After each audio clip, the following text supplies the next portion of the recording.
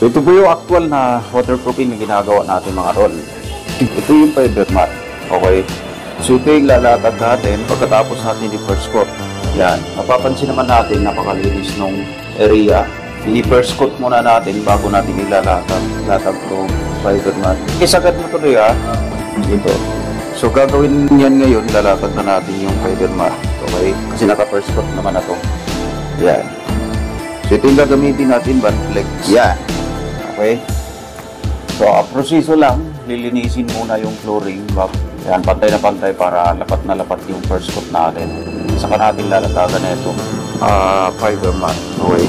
So, gagamit lang tayo ng simple na mga katulad na itong ginamit ni Ismael na paint roller na 7 inches. At saka yung mga paintbrush para first coat natin na maayos. O, dyan expert itong si Ismael sa paglalatag ng bandflex sa waterproofing. So ito yung ginagamit namin sa terrace, roof deck. Magbabandflex po yung gamit namin. Kasama yung fiber mat. Okay. So ayan. Tapos na tayo sa first coat. Lalagay na tayo ng fiber mat. So nakasukat siya ng sakto sukat yan. At second coat mo muna yung dulo bago mo ilatag yan. Para dumikit. So, yan. So second coat pa doon. Bago mo ilatag po. Marami yan ha, padala natin dito. Okay. So gagawin dyan, second coat muna para dumikit yung fiber mat. Patikit sa fiber mat lang yan. Bago ilatag, naka-second coat muna siya. Yan, so dikit na dikit yan. Mapapansin natin mga tol, kasyang-kasya yung pagkakasukat yung fiber mat. Gawin lang naman dyan, isa-siding na lang yan mamaya ng mga part na yan. Yan, magpapadikit yan doon sa fiber mat natin. Mapapansin natin ito na makikita yung fiber mat. Okay.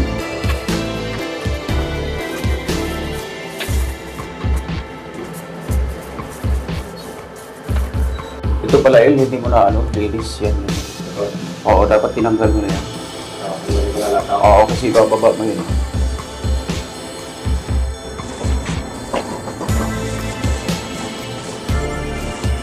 Tol, 7 inches yung ginagamit nating paint roller para matilis.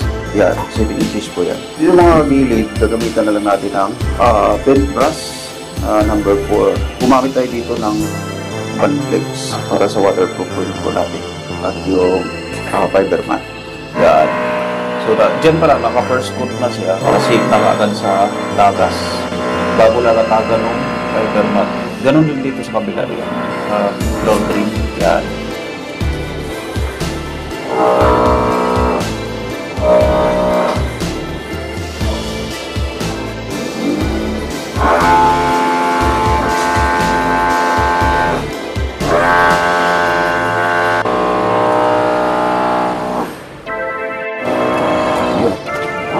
First coat natin mga tol, pag nilagay na natin yung fiber mat.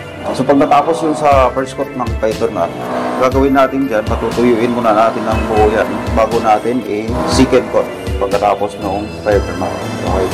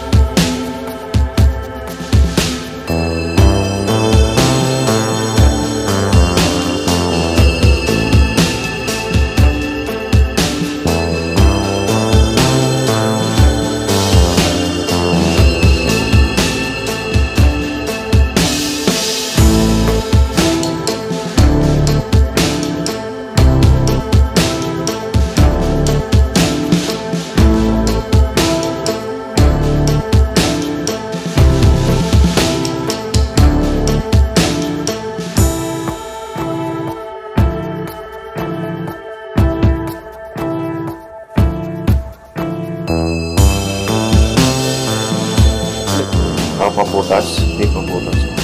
Yun yung natin. embroidery sa part. Kailangan ibutas na din.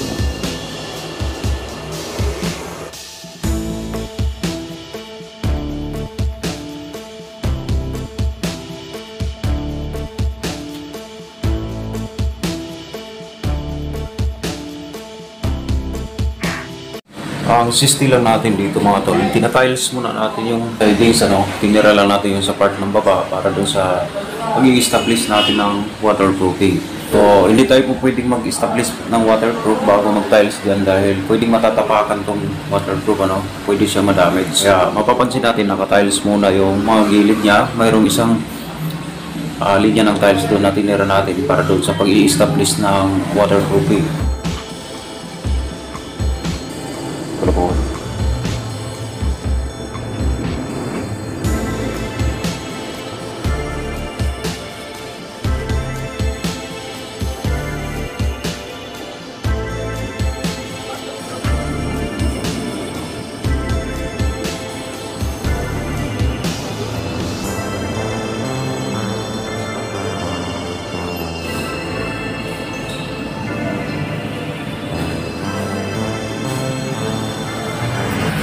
So dito mga boss, ang kulang na lang dito yung tiles natin at ito na yung pinaka-proseso natin sa pagwa-waterproof dito.